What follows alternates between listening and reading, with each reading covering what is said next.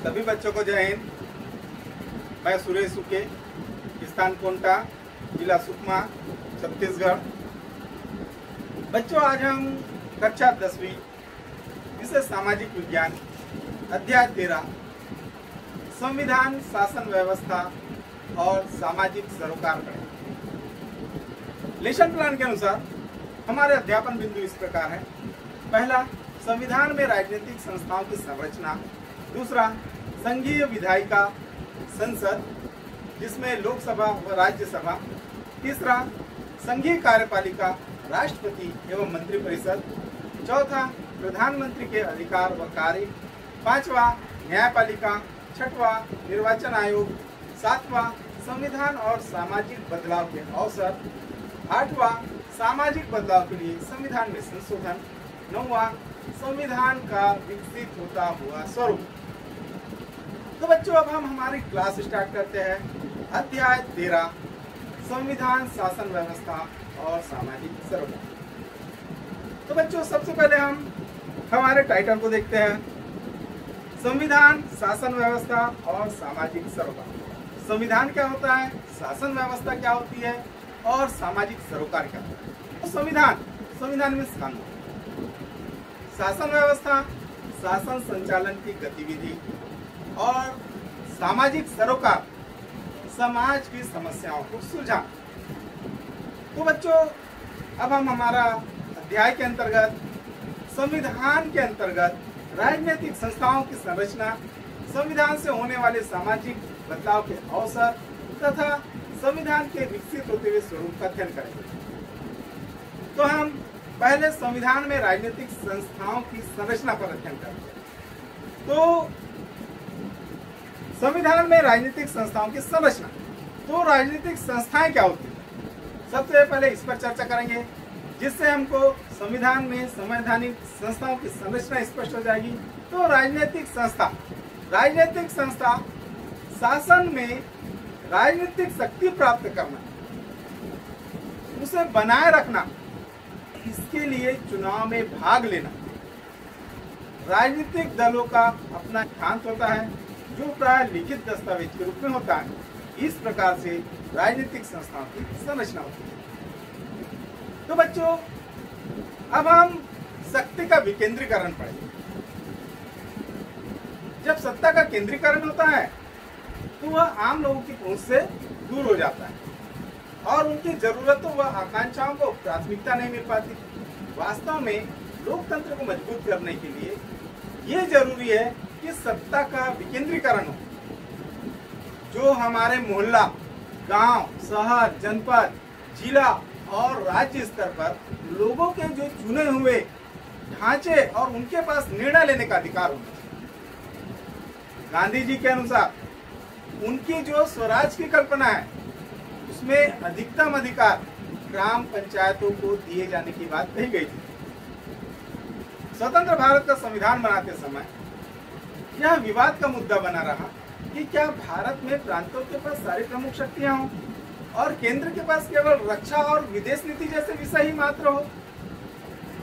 यह निर्णय लिया गया कि देश की एकता को सुदृढ़ करने के लिए तथा उसमें सामाजिक बदलाव लाने के लिए भारत में एक शक्तिशाली केंद्रीय शासन की जरूरत है। साथ ही साथ यह भी तय किया गया कि प्रांतों को अपने स्तर पर भी कई निर्णय लेने के अधिकार हो। दरअसल भारत को प्रांतों का समावेश या संघ माना गया, अतः देश में 2 स्तर पर सत्ता का वितरण हुआ। पूरे देश के लिए संघीय या केंद्रीय स्तर तथा उसके जो विभिन्न राज्य है उनके लिए प्रांतीय स्तर। तो इस प्रकार से सत्ता का विकेंद्रीकरण हुआ। केंद्र सरकार और राज्य सरकार, केंद्र स्तर पर केंद्र सरकार और राज्यों के स्तर पर प्रांतीय सरकार। तो दोनों स्तरों पर चुने हुए प्रतिनिधियों को निर्णय लेने का अधिकार दिया जाए। 1992 में 73वें संविधान संशोधन के द्वारा पंचायतों के तीसरे स्तर तक सत्ता का केंद्रीकरण किया गया। अब हम पढ़ेंगे बच्चों शक्ति विभाजन। राज्य या शासन के पास जो शक्तियां हैं वे 3 प्रकार की होती है। पहला, कानून बनाने की शक्ति। दूसरा, उसे लागू करने की शक्ति। और तीसरी जो होती है वो न्याय करने की शक्ति। किंतु ये तीनों ही शक्तियां जब एक ही संस्था या व्यक्ति के हाथ में केंद्रित हो जाए तो वह निरंकुश शासक हो जाता है। शक्ति विभाजन का अर्थ है कि इन शक्तियों को अलग अलग करना। कहने का मतलब कार्यपालिका, व्यवस्थापिका और न्यायपालिका को अलग अलग करना और स्वतंत्र संस्थाओं को सौंपना। लोकतांत्रिक क्रांतियों का एक मुख्य उद्देश्य शक्ति विभाजन था। आधुनिक सरकार में 3 अंग हैं। सरकार के 3 अंग होते हैं। पहला विधायिका, दूसरा कार्यपालिका और तीसरा न्यायपालिका। विधायिका जो कानून व नीतियां बनाती है, कार्यपालिका जो उन्हें क्रियान्वित करती है और तीसरा न्यायपालिका जो कानून के अनुसार न्याय प्रदान करती है। तो बच्चों, अब हम शक्ति पृथक्करण के सिद्धांत के अनुसार देखते हैं कि कार्यपालिका, विधायिका तथा न्यायपालिका में प्रत्येक अपने अपने कार्य क्षेत्र में स्वतंत्र है तथा उसे किसी अन्य पर नियंत्रण की शक्ति प्राप्त नहीं होती।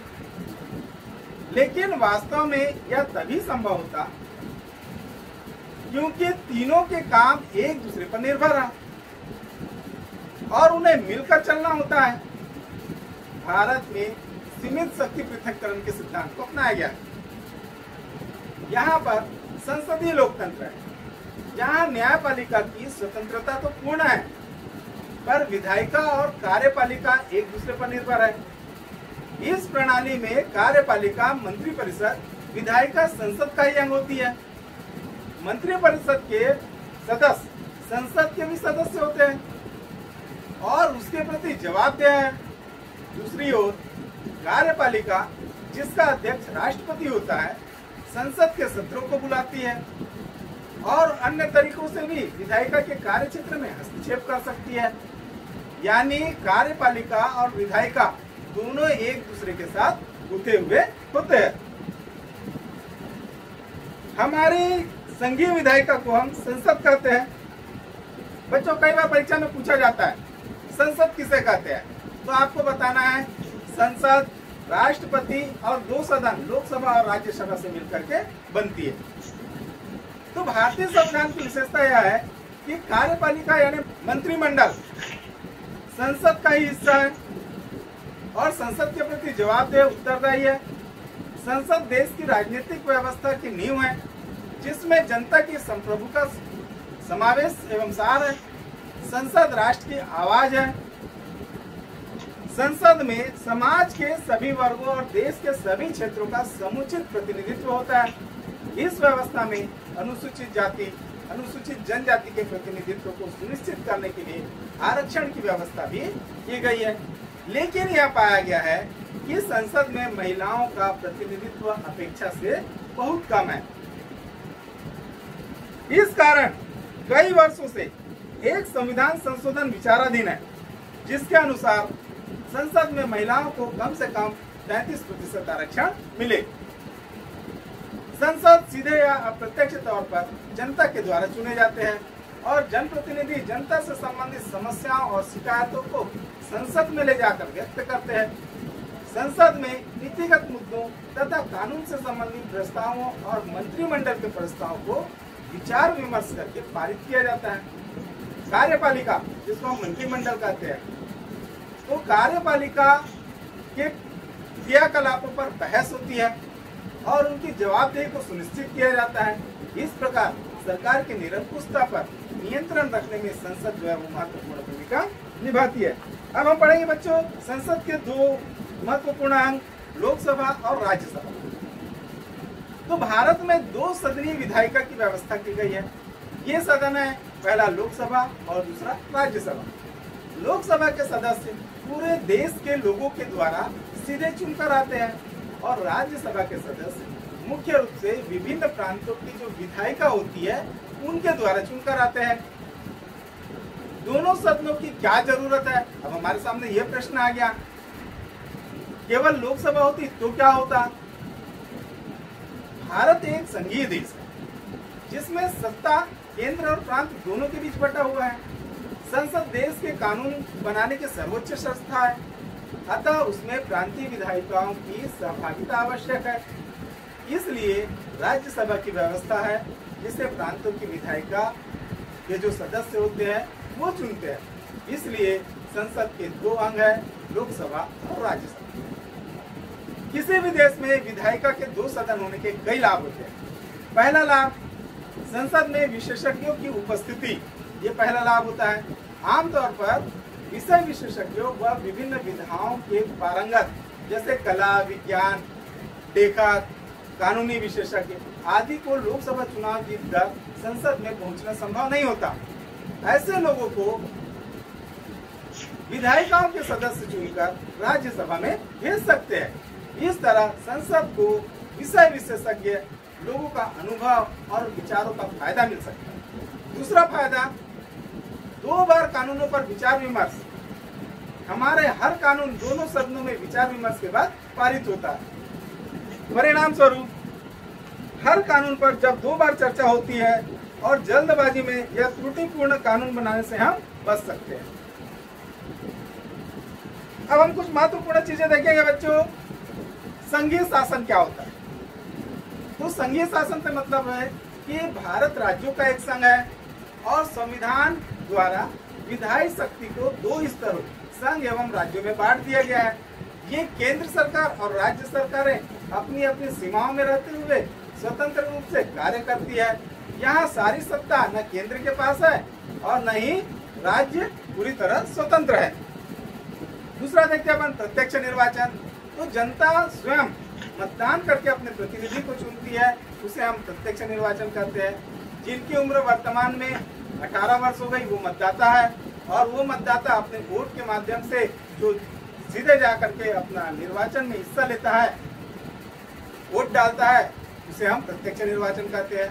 तो ऐसे जो 18 वर्ष हो चुके हैं वो मतदाता लोकसभा, विधानसभा के और प्रांतीय राज्य स्तर के तथा पंचायत स्तर के चुनाव में हिस्सा लेते हैं।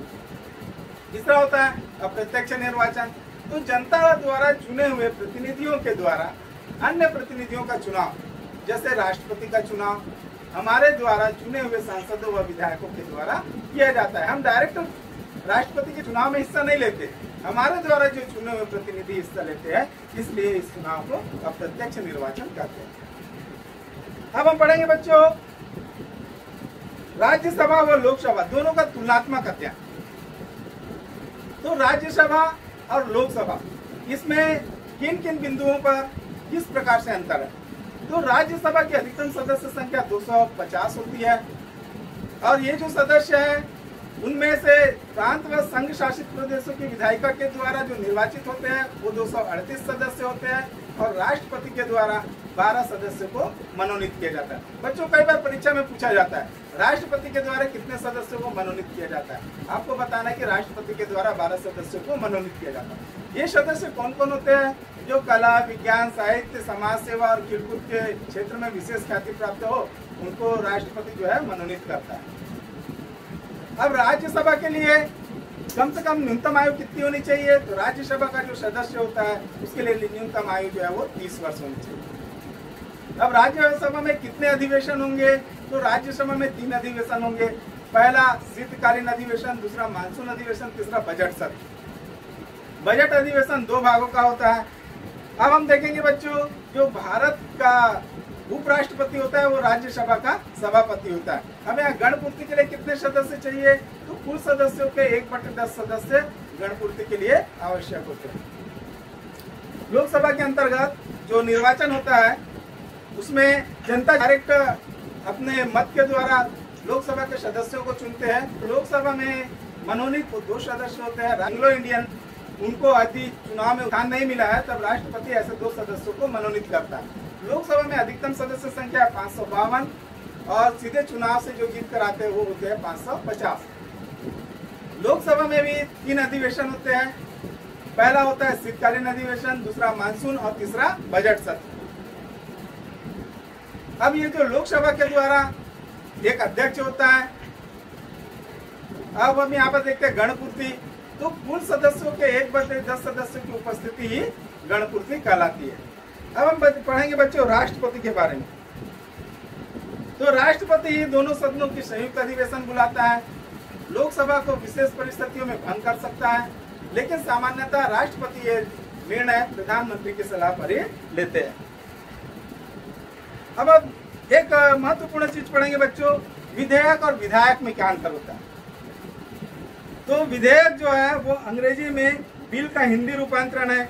विधेयक एक प्रस्ताव है जिसमें विधि का स्वरूप देना होता है, और ये जो विधेयक है वो 5 स्थिति से होकर गुजरता है। पहला प्रथम वाचन, दूसरा द्वितीय वाचन, तीसरा प्रवर समिति, और चौथा जो है प्रतिवेदन काल और वाचन। तो इस प्रकार से 5 परिस्थितियों से होकर के विधेयक गुजरता है। और दूसरा हम देखते हैं बच्चों विधायक। तो मैंने जो कहना चाह रहा था कि विधेयक और विधायक में अंतर, तो विधेयक जो है वो कानून बनाने का प्रस्ताव है, और विधायक जो होता है उसको कहते हैं अपन MLA, member of legislative assembly, जो राज्य के सरकार के सदस्य होते हैं। अब हम पढ़ेंगे बच्चों संसद के कार्य एवं शक्तियां। तो संसद के कार्य एवं शक्तियां, पहला हम देखते हैं विधायी कार्य, कानून बनाने की शक्ति। तो संसद पूरे देश या देश की किसी भाग के लिए कानून बनाती है, लेकिन वास्तव में कानून बनाने में अहम भूमिका मंत्रिपरिषद कार्यपालिका की ही होती है। संसद प्रायः कानूनों को मात्र स्वीकृति देने का काम करती है। कोई भी महत्वपूर्ण विधेयक बिना मंत्रिमंडल की स्वीकृति के संसद में पेश नहीं किया जा सकता। संसद में अन्य निजी सदस्य भी कोई विधेयक को प्रस्तुत कर सकते हैं, लेकिन सरकार के समर्थन के बिना वो विधेयक पास होना संभव नहीं होता। विधेयक के प्रस्तुत किए जाने के बाद संसद सदस्यों की उप समितियों में उस पर गहन विचार विमर्श होता है, विश्लेषण होता है। विचार विमर्श मुख्यतः संसदीय समितियों में होता है। समिति की सिफारिशों को सदन में भेज दिया जाता है। इन समितियों में सभी संसदीय दलों को प्रतिनिधित्व प्राप्त होता है। इस कारण इन समितियों को लघु विधायिका भी कहते हैं। इसके बाद विधेयक दोनों सदनों में वाद विवाद के बाद पारित होकर स्वीकृति के लिए राष्ट्रपति के पास भेजा जाता है। अगर मंत्रिपरिषद के पास संसद में बहुमत है तो वो विधेयक पास होकर के कानून का रूप ले लेता है। अब हम पढ़ेंगे बच्चों दूसरा, संसद द्वारा कार्यपालिका पर नियंत्रण तथा सामूहिक उत्तरदायित्व की भावना सुनिश्चित करना। बच्चों कई बार परीक्षा में सामूहिक उत्तरदायित्व की भावना क्या होती है ये परीक्षा में आता है। तो सामूहिक उत्तरदायित्व का मतलब है कि यदि कोई कानून पास हो जाता है तो उसमें जितने भी मंत्री होते हैं, कैबिनेट मंत्री, तो उनका वाहवाही होता है। अगर वो विधेयक पास नहीं हो पाता, कानून नहीं बन पाता, तो सारे लोगों को अपनी असफलता मान करके त्याग पत्र देना पड़ता है। इसीलिए कहा जाता है कि मंत्रिपरिषद के सारे सदस्य एक साथ तैरते हैं और एक साथ डूबते हैं। तो बच्चों अब हम पढ़ेंगे कि संसद द्वारा कार्यपालिका पर नियंत्रण तथा उसका सामूहिक उत्तरदायित्व सुनिश्चित करना। सरकार यानी मंत्रिमंडल संसद के प्रति उत्तरदायी है, और प्रायः सभी मंत्री संसद के सदस्य भी होते हैं। संसद सदस्य किसी भी मंत्री से उसके मंत्रालय से संबंधित सवाल कर सकते हैं, और मंत्रियों का यह दायित्व है कि वे उसका उचित उत्तर दें। गलत उत्तर देने पर मंत्री को अपने पद से हटना पड़ सकता है। संसदों और विधायकों को जनप्रतिनिधियों के रूप में भावी और निर्भीक होकर काम करने की शक्ति और स्वतंत्रता है। उदाहरण के लिए सदन में कुछ भी कहने के बावजूद किसी भी सदस्य के विरुद्ध कोई कानूनी कार्रवाई नहीं की जा सकती। इसे संसदीय विशेषाधिकार कहा जाता है। संसद में प्रश्न और टिप्पणी, नीति निर्माण, कानून या नीति को लागू करते समय तथा लागू होने के बाद वाली अवस्था, यानी ये स्वतंत्रता किसी भी स्तर पर किया जा सकता है। सरकार के जवाब से सदन संतुष्ट न हो तो सदन सरकार के विरुद्ध अविश्वास प्रस्ताव पारित करके सरकार को हटा सकती है। अब हम तीसरा पढ़ेंगे बच्चों, वित्तीय कार्य। संसद का वित्तीय कार्य, तो प्रत्येक सरकार टैक्स वसूली के द्वारा अपने खर्च के लिए संसाधन जुटाती है, लेकिन लोकतंत्र में संसद कर लगाने तथा धन के उपयोग पर नियंत्रण रखती है। हर साल मंत्रिमंडल की ओर से वित्त मंत्री लोकसभा में बजट प्रस्तुत करता है। बच्चों कई बार परीक्षा में आता है बजट कौन प्रस्तुत करता है, तो आपको बताना है बजट वित्त मंत्री प्रस्तुत करता है, जिसमें साल भर सरकार को जो खर्च करना होता है उसका ब्यौरा होता है और इस खर्च के लिए लगाए जा रहे करों का भी प्रस्ताव होता है। लोकसभा इसे केवल उस साल के लिए स्वीकृति करती है और उसकी स्वीकृति के बाद ही सरकार लोगों से कर वसूल कर सकती है या राजकीय धन का व्यय कर सकती है। संसद की वित्तीय शक्तियां उसे सरकार के कार्यों के लिए धन उपलब्ध कराने या रोकने का अधिकार देती है। सरकार को अपने द्वारा जो खर्च किए जा रहे हैं उसका विवरण भी संसद को देना पड़ता है। अब हम संसद का 5वां कार्य पढ़ेंगे बच्चों, संसद बहस का मंच। तो संसद देश में वाद विवाद का सर्वोच्च मंच है। विचार विमर्श करने की उसकी शक्ति पर कोई अंकुश नहीं है। सदस्यों को किसी भी विषय पर निर्भीकता से बोलने का अधिकार है, पूरी तरह स्वतंत्रता है। इससे संसद राष्ट्र के समक्ष आने वाली एक या हर मुद्दे का विश्लेषण कर सकती है। संसदीय चर्चा गोपनीय नहीं होती है। आप इसे टीवी पर पत्र पत्रिकाओं के माध्यम से पूरे देश में देख सकते हैं लोग, जिससे पूरे देश के लोग इन बातों पर चर्चा करते हैं। अब हम अगला पढ़ेंगे बच्चों, संसद का संविधान संशोधन संबंधी कार्य। तो संसद के पास संविधान में संशोधन करने की भी शक्ति है। संसद के दोनों सदनों की संवैधानिक शक्तियां एक समान है। प्रत्येक संवैधानिक संशोधन का संसद के दोनों सदनों के द्वारा एक विशेष बहुमत से पारित होना जरूरी है। अब हम 6वां कार्य संसद का पढ़ेंगे बच्चों, निर्वाचन संबंधी कार्य। तो संसद चुनाव संबंधी भी कुछ कार्य करती है। संसद के दोनों सदस्य मिलकर भारत के राष्ट्रपति के चुनाव में हिस्सा लेती है और उपराष्ट्रपति का भी चुनाव करती है। अब संसद का हम न्यायिक कार्य पढ़ेंगे बच्चों। 7वां कार्य है न्यायिक का। तो राष्ट्रपति, उपराष्ट्रपति तथा उच्च न्यायालयों और उच्च न्यायालय के न्यायाधीशों को पद से हटाने के प्रस्ताव पर भी विचार विमर्श करने का कार्य संसद के न्यायिक क्षेत्राधिकार के अंतर्गत आता है। अब हम पढ़ेंगे बच्चों संघीय कार्यपालिका, राष्ट्रपति और मंत्री परिषद।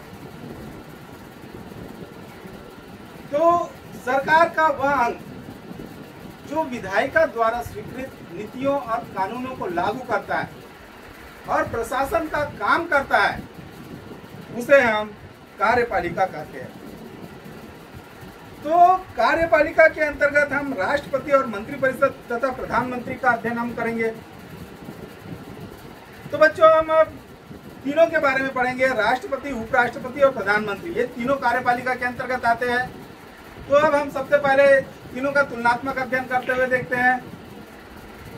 पहला हमारा टाइटल राष्ट्रपति, उपराष्ट्रपति और प्रधानमंत्री का अंतर करने का वो है न्यूनतम आयु।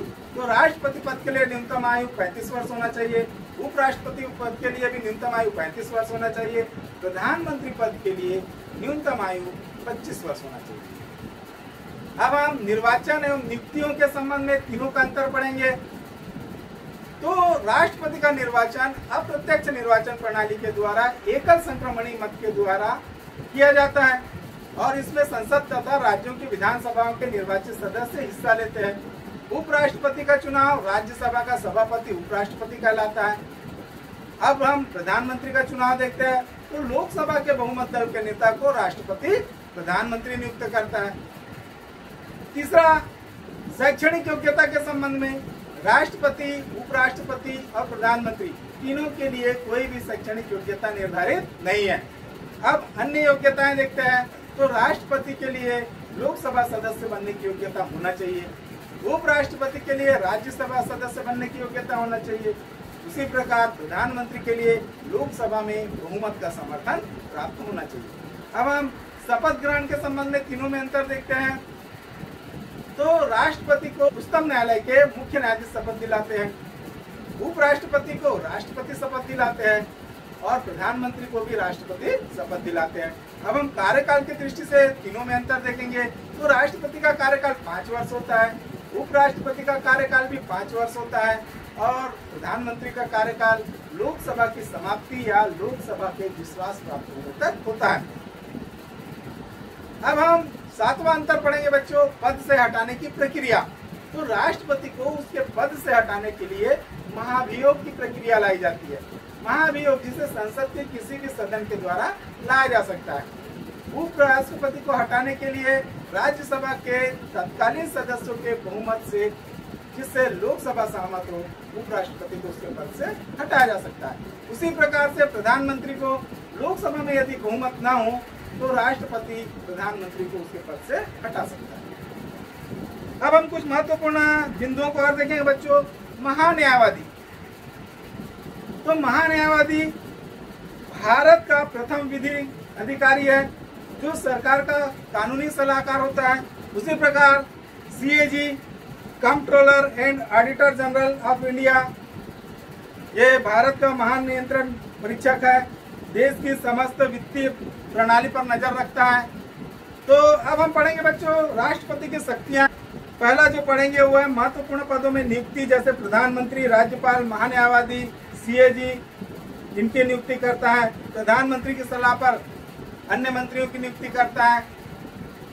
दूसरा पढ़ेंगे बच्चों व्यवस्थापिका संबंधी शक्ति। तो दोनों सदनों लोकसभा और राज्यसभा का संयुक्त अधिवेशन बुलाता है तथा बैठक समाप्ति की घोषणा भी कर सकता है। संसद की योग्यता का निर्धारण चुनाव आयोग के परामर्श से करता है। अध्यादेश जारी कर सकता है। कानून को स्वीकृति देने की शक्ति भी उसे प्राप्त है। अब हम तीसरा पढ़ेंगे बच्चों वित्तीय शक्तियां। तो वित्त विधेयक या अनुदान की पूर्व स्वीकृति भी दे सकता है। भारत की आकस्मिक नीति पर उसका नियंत्रण रहता है। वित्त आयोग की नियुक्ति करता है। अब हम पढ़ेंगे बच्चों राष्ट्रपति की न्यायिक शक्तियां। न्यायिक शक्ति भी प्राप्त है राष्ट्रपति को। सर्वोच्च न्यायालय से परामर्श मांग सकता है। किसी व्यक्ति को यदि मृत्यु दंड दी गई है तो उसकी क्षमा को कम कर सकता है या उसको अन्य दंड में बदल सकता है। अब हम राष्ट्रपति की सैन्य शक्तियां पढ़ेंगे बच्चों। तो सैन्य शक्तियों के अंतर्गत राष्ट्रपति जल सेना, थल सेना और वायु सेना का प्रमुख होता है, प्रमुख सेनापति होता है। वो युद्ध एवं शांति की घोषणा कर सकता है। अब हम पढ़ेंगे बच्चों राष्ट्रपति की आपातकालीन शक्तियां। तो भारतीय संविधान के अनुसार राष्ट्रपति युद्ध एवं बाह्य आक्रमण या सशस्त्र विद्रोह उत्पन्न होने की स्थिति में राष्ट्रपति आपातकाल की घोषणा कर सकता है। दूसरा, संविधान के अनुच्छेद 354 के अनुसार संवैधानिक संकट घोषणा कर सकता है और संविधान के अनुच्छेद 356 के अंतर्गत वित्तीय आपातकाल की घोषणा कर सकता है। अब हम पढ़ेंगे प्रधानमंत्री के कार्य। राष्ट्रपति को सहायता एवं परामर्श देने के लिए एक मंत्रिपरिषद होगी जिसका प्रधान प्रधानमंत्री होगा।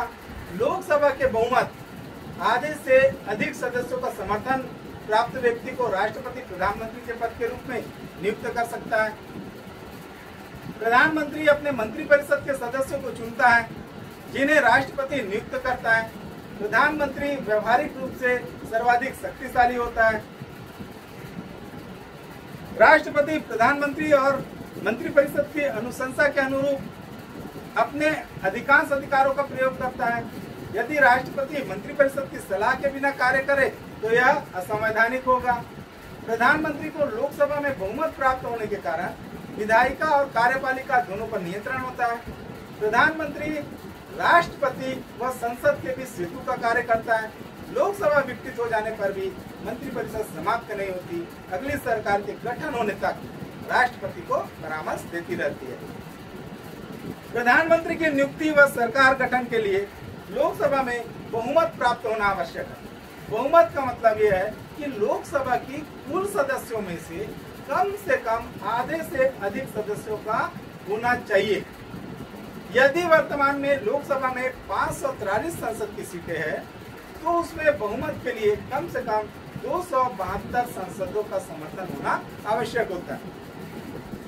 लोकसभा के सदस्य कई राजनीतिक दलों या पार्टियों में बटे होते हैं, जैसे कांग्रेस पार्टी, भारतीय जनता पार्टी, समाज party, Bahujan Samaj party, communist party आदि। तो कई पार्टियां राज्य विशेष की भी होती है, जैसे एडीएमके, तृणमूल कांग्रेस, शिरोमणि अकाली दल, असम गण परिषद। तो ये जो पार्टियां होती है विचारधारागत पार्टियां होती है। नीति संबंधी प्रस्ताव होते हैं जिनको आधार बनाकर वो चुनाव लड़ते हैं। चुनाव के बाद लोकसभा में विभिन्न पार्टियों के सदस्य चुनकर आते हैं।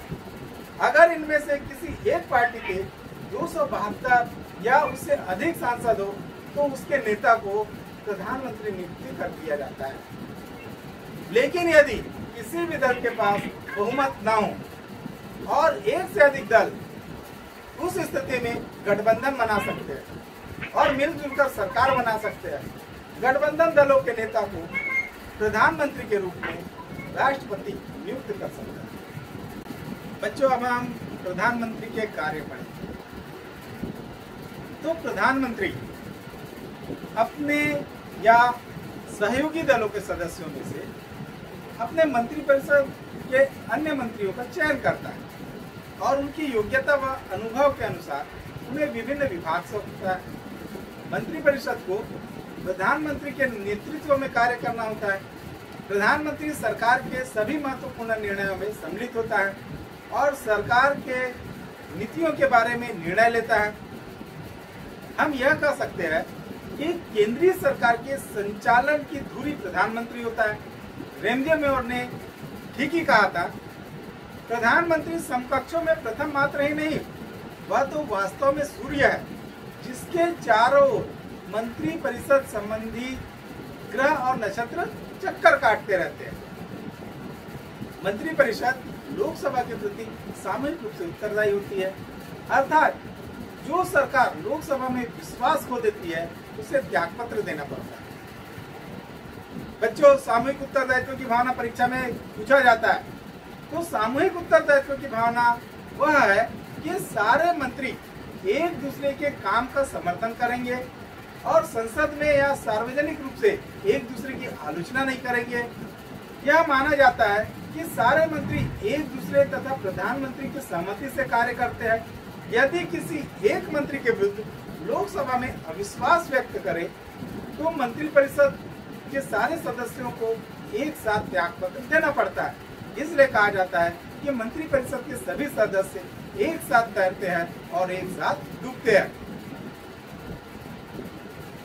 काम नीतिगत निर्णय लेना, विभागों और लोगों के बीच में कड़ी के रूप में काम करना होता है। मंत्रिमंडल को राजनीतिक कार्यपालिका कहते हैं।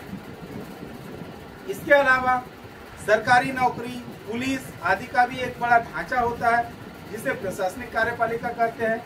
ये लंबे समय तक के लिए नियुक्त होते हैं और संबंधित विभाग के कामकाज में निपुण होते हैं। इनकी मदद से सरकार अपनी कार्यपालिक जिम्मेदारियां भी निभाती है। अब हम देखेंगे बच्चों कि प्रधानमंत्री के अधिकार व कार्य कौन कौन से हैं। तो पहला, मंत्रिपरिषद के अन्य मंत्रियों का चयन करना, विभिन्न मंत्रियों के बीच विभागों का बंटवारा करना और उनके कार्य तय करना, विभिन्न विभागों में मंत्रियों की नीतियों का समन्वय करना तथा उनका मार्गदर्शन करना, मंत्रिपरिषद की बैठकों की अध्यक्षता करना। प्रधानमंत्री योजना एवं नीति आयोग का पदेन अध्यक्ष होता है।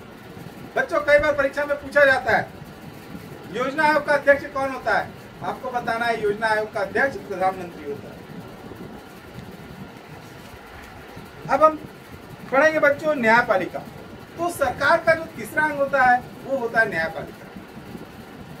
न्यायपालिका का प्रमुख कार्य है नागरिकों के अधिकारों की रक्षा करना, यह देखना कि विधायिका द्वारा कोई कानून संविधान के विरुद्ध तो नहीं बनाया गया है और कार्यपालिका के द्वारा किए जाने वाले कार्य की कानूनी वैधता की जांच करना भी है।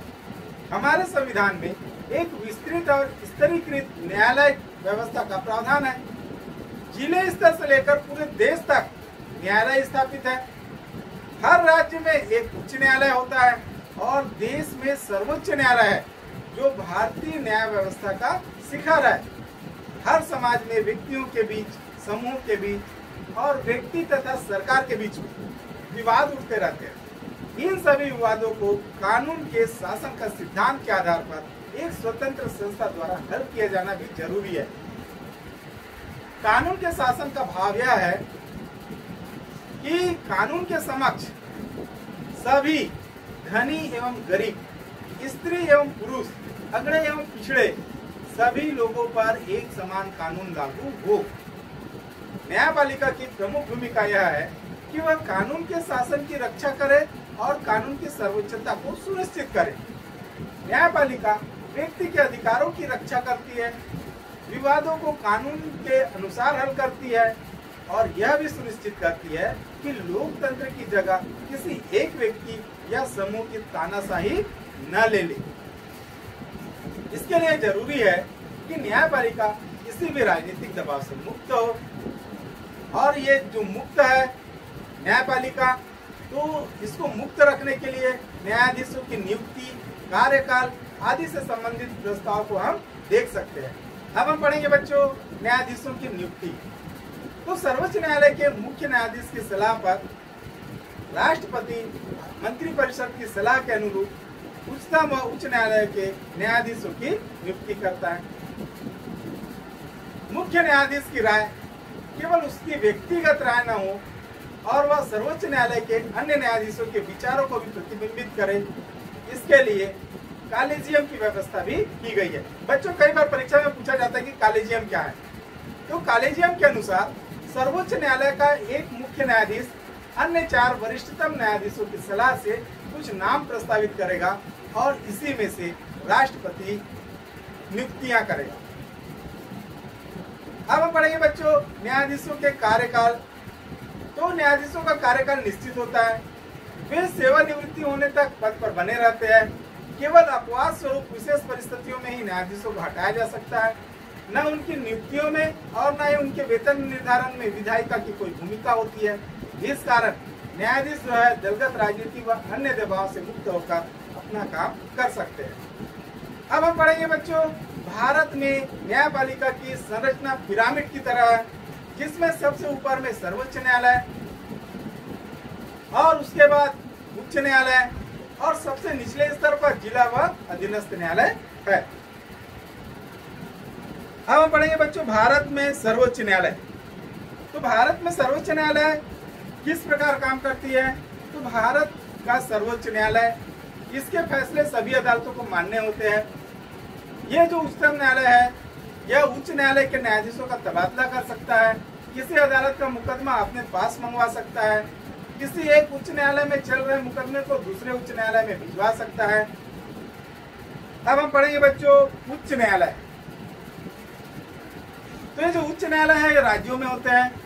ये जो उच्च न्यायालय है वो निचली अदालतों के फैसलों पर की गई अपील की सुनवाई कर सकता है, मौलिक अधिकारों को बहाल करने के लिए रिट जारी कर सकता है, राज्य के क्षेत्राधिकार में आने वाले मुकदमों का निपटारा कर सकता है। अब हम पढ़ेंगे बच्चों जिला न्यायालय, जिला अदालत।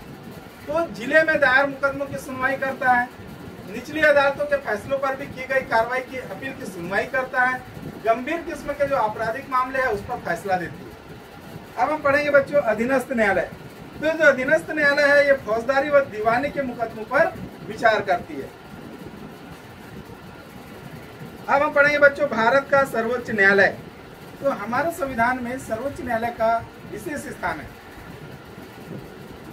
न्यायपालिका की सर्वोच्च संस्था होने के नाते किसी भी न्यायालय को निर्देश दे सकता है और उसके निर्णयों को पलट सकता है। उसके निर्णयों का दर्जा कानून के समकक्ष होता है। सर्वोच्च न्यायालय के कुछ प्रमुख काम इस प्रकार है।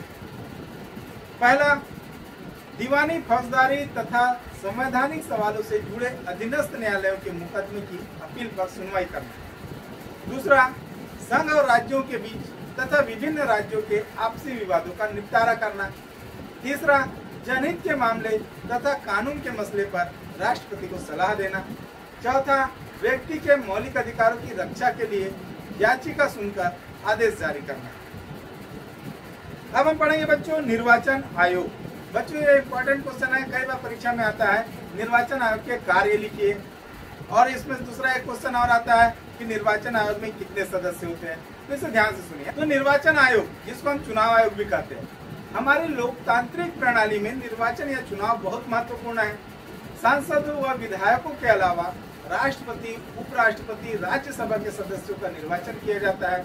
इनके निर्वाचन की व्यवस्था निर्वाचन आयोग करता है, जिसका प्रावधान संविधान में किया गया है। निर्वाचन आयोग में मुख्य निर्वाचन आयुक्त सहित 3 सदस्य होते हैं। इनकी नियुक्ति प्रधानमंत्री की अनुशंसा पर राष्ट्रपति के द्वारा की जाती है। निर्वाचन आयोग निष्पक्ष चुनाव कराने के लिए उसे विशेष अधिकार दिए गए हैं। प्रत्येक राज्य का भी एक निर्वाचन आयोग होता है। राज्य निर्वाचन आयोग पंचायतों और नगर पालिका आदि स्थानीय स्वशासित संस्थाओं का निर्वाचन करवाता है। उदाहरण के लिए पंचायती राज चुनाव। अब हम पढ़ेंगे बच्चों निर्वाचन आयोग के कार्य। तो निर्वाचन आयोग जो कार्य करता है उनमें पहला कार्य है मतदाताओं को प्रशिक्षण देना, मतदाता सूची तैयार करना, चुनाव रद्द कर उपचुनाव करवाना, उम्मीदवार के खर्च की सीमा का अनुपालन करना, राजनीतिक दलों को मान्यता देना, चुनाव चिन्ह आवंटित करना, सांसदों व विधायकों की अयोग्यता में राष्ट्रपति व राज्यपाल को परामर्श देना, चुनाव आचार संहिता तैयार करना, परिसीमन करना और निर्वाचन की व्यवस्था करना। अब हम पढ़ेंगे बच्चों संविधान और सामाजिक बदलाव के अवसर। तो भारतीय संविधान के विशेषज्ञ ग्रानविल ऑस्टिन का कहना है कि भारतीय संविधान में 3 प्रमुख तत्व है जो आपस में सहजता के साथ में गुथे हुए हैं। ये 3 तत्व है भारत की राष्ट्रीय एकता, लोकतंत्र और सामाजिक परिवर्तन। भारत में राष्ट्रीय एकता की कल्पना लोकतंत्र व सामाजिक परिवर्तन के बगैर नहीं की जा सकती। इसी प्रकार सामाजिक परिवर्तन एकता व लोकतंत्र के बिना नहीं हो सकती। इसलिए ये तीनों तत्व एक दूसरे से गुथे हुए हैं। संविधान को संविधान सभा में प्रस्तुत करते हुए भारतीय संविधान के निर्माता डॉक्टर भीमराव अंबेडकर ने इस संविधान के समक्ष 2 खतरों की ओर इशारा किया। पहला खतरा सामाजिक असमानता और दूसरा खतरा जातिवाद के कारण समाज में भाईचारे का अभाव। भारतीय समाज स्तरीकृत और असमानता के सिद्धांतों पर आधारित है। भारत अभी राष्ट्र नहीं है। जो लोग हमारे हजारों जातियों में बटे हैं वे एक राष्ट्र कैसे हो सकते हैं? जातियां राष्ट्र विरोधी है क्योंकि वे जातियां आपस में ईर्षा द्वेष पैदा करते हैं। अगर हमें वास्तव में एक राष्ट्र बनाना है तो इस समस्या को निपटना होगा। डॉक्टर अंबेडकर ने कहा था जब तक हम समाज में स्वतंत्रता, समानता और भाईचारे को स्थापित नहीं करेंगे तब तक राजनीतिक लोकतंत्र अस्थिर बना रहेगा। संविधान निर्माताओं की कल्पना में भारतीय राज्य केवल कानून व्यवस्था बनाए रखने का काम नहीं करेगा मगर सदियों से चले आ रहे भेदभाव और असमानताओं को मिटाने तथा 200 वर्षों की औपनिवेशिक शासन से पिछड़ी अर्थव्यवस्था को सुधारने का जिम्मा भी उठाएगा। इस उद्देश्य को सुनिश्चित करने के लिए संविधान में मौलिक अधिकार की विस्तृत सूची अंकित है। इसके साथ ही उसमें एक अनूठा अध्याय भी जोड़ा गया है जिसे हम कहते हैं राज्य के नीति निर्देशक तत्व। तो ये जो राज्य के नीति निर्देशक है इसको हम राज्य के मार्गदर्शक तत्व भी कहते हैं। संविधान के अनुच्छेद 37 में कहा गया है कि ये तत्व देश के शासन में मूलभूत है और विधि बनाने में इन तत्वों को लागू करना राज्य का कर्तव्य होगा। राज्य के नीति निर्देशक तत्व है उसमें कौन कौन सी बातें की गई है? तो पहली बात है इसमें राज्य लोक कल्याण के लिए व्यवस्था बनाएगा, सभी क्षेत्रों में सामाजिक न्याय सुनिश्चित करने तथा आय, प्रतिष्ठा और सुविधाओं व अवसरों की असमानता को समाप्त करने का प्रयास करेगा। दूसरा लोक कल्याणकारी कार्य महिलाओं व पुरुषों के बीच समानता लाना। तो समाज के भौतिक और उत्पादक संसाधनों का न्याय संगत बंटवारा, कारखानों में उचित काम के हालात और वेतन, बच्चों के हितों की रक्षा तथा सभी बच्चों को 14 वर्ष की आयु तक निःशुल्क शिक्षा की व्यवस्था, अनुसूचित जाति और जनजाति व अन्य दुर्बल वर्गों के शैक्षणिक और आर्थिक हितों की अभिवृद्धि करना, ये राज्य के नीति निर्देशक तत्वों के अंतर्गत बताया गया। अब हम पढ़ेंगे बच्चों सामाजिक बदलाव के लिए संविधान में संशोधन। तो संविधान बनाते समय यह स्पष्ट किया गया कि नागरिकों के मौलिक अधिकार असीम नहीं होंगे और राष्ट्र की व्यापक जरूरतों को ध्यान में रखते हुए राज्य के मौलिक अधिकारों को नियंत्रित भी किया जा सकता है। लेकिन इस परिस्थिति को देखते हुए संविधान में पहला संशोधन 1951 में ही बहुत तीखे विवादों के बीच किया गया। उस समय अनेक प्रांतों में शैक्षणिक संस्थाओं में अनुसूचित जाति और जनजातियों के लिए आरक्षण की व्यवस्था की गई, जो एक दृष्टि से समता के अधिकार के विरुद्ध था, मगर ऐसी जातियों के लिए अवसर की समानता उपलब्ध कराने के लिए आवश्यक भी थे। 1947 से ही देश में सरकारों ने जमींदारी और बेगारी प्रथा के उन्मूलन के लिए कानून बनाए और जमींदारों की जमीन को भूमिहीनों को बांटने की प्रक्रिया प्रारंभ कर दी। अब हम पढ़ेंगे बच्चों शिक्षा का अधिकार। तो संविधान के नीति निर्देशक तत्वों में 14 वर्ष की आयु तक के सभी बच्चों को निःशुल्क और अनिवार्य शिक्षा की व्यवस्था उपलब्ध कराना शामिल है, लेकिन स्वतंत्रता के 70 वर्ष होने के बाद भी हम सभी बच्चों को निःशुल्क और गुणवत्ता युक्त शिक्षा उपलब्ध नहीं करा पाए। 1993 में एक महत्वपूर्ण फैसले के द्वारा सर्वोच्च न्यायालय ने 14 वर्ष की आयु तक निःशुल्क और अनिवार्य शिक्षा को एक मौलिक अधिकार माना। न्यायालय का कहना था कि जीने का मौलिक अधिकार सार्थक तभी होगा जब हम लोगों को उचित शिक्षा प्रदान कर सके। इस फैसले को देखते हुए संसद ने 2002 में 86वें संविधान संशोधन के माध्यम से 6 से 14 वर्ष की आयु तक सभी बच्चों को निःशुल्क और अनिवार्य शिक्षा को मौलिक अधिकार की सूची में शामिल किया। अब देश के प्रत्येक बच्चे को 6 से 14 वर्ष के बीच स्कूल में नियमित रूप से शिक्षित करना राज्य का दायित्व बन गया। अब हम पढ़ेंगे बच्चों संविधान का विकसित होता हुआ स्वरूप। तो भारत का संविधान लगातार नया स्वरूप ले रहा है। जैसे शिक्षा के अधिकार को मौलिक अधिकार का दर्जा मिला, संपत्ति के अधिकार को मौलिक अधिकार से हटाकर कानूनी अधिकार बना दिया गया। 1976 में संविधान में कई बदलाव किए गए। प्रस्तावना में समाजवादी और पंथ निरपेक्ष शब्द जोड़े गए। पंथ निरपेक्ष शब्द को जोड़कर स्पष्ट कर दिया गया कि राज्य धर्म के आधार पर किसी प्रकार का भेदभाव न करते हुए प्रत्येक व्यक्ति के साथ एक नागरिक के रूप में व्यवहार करेगा। इसी प्रकार संविधान में राज्य द्वारा निःशुल्क कानूनी सहायता की भी व्यवस्था की गई। समाज के आर्थिक रूप से कमजोर वर्ग जो न्यायालय तक नहीं जा पाते थे, वे आज इसी बदलाव के कारण न्याय के हकदार हो गए हैं। इसी प्रकार मजदूरों को शोषण से मुक्त करने के लिए, सामाजिक न्याय प्रदान करने के लिए कारखानों के प्रबंधन में मजदूरों की भागीदारी सुनिश्चित करने की दिशा में एक क्रांतिकारी कदम रहा है। इसी प्रकार सन 1992 में एक और बदलाव किया गया। 73वें और 74वें संविधान संशोधन के द्वारा शक्तियों के वितरण को तीसरे स्तर की व्यवस्था दी गई। ग्रामीण स्थानीय शासन के लिए पंचायती राज व्यवस्था और शहरी स्थानीय शासन के लिए शहरी निकाय की व्यवस्था की गई। अब प्रत्येक गांव और शहर में लोगों की भागीदारी शासन में बढ़ गई है। समाज के विभिन्न वर्गों, अनुसूचित जाति, अनुसूचित जनजाति और महिलाओं को इन संस्थाओं में आरक्षण के माध्यम से आगे आने का अवसर भी इस बदलाव से बढ़ा है। समाज की बदलती जरूरतों के लिए संविधान में बदलाव की जरूरत पड़ती है।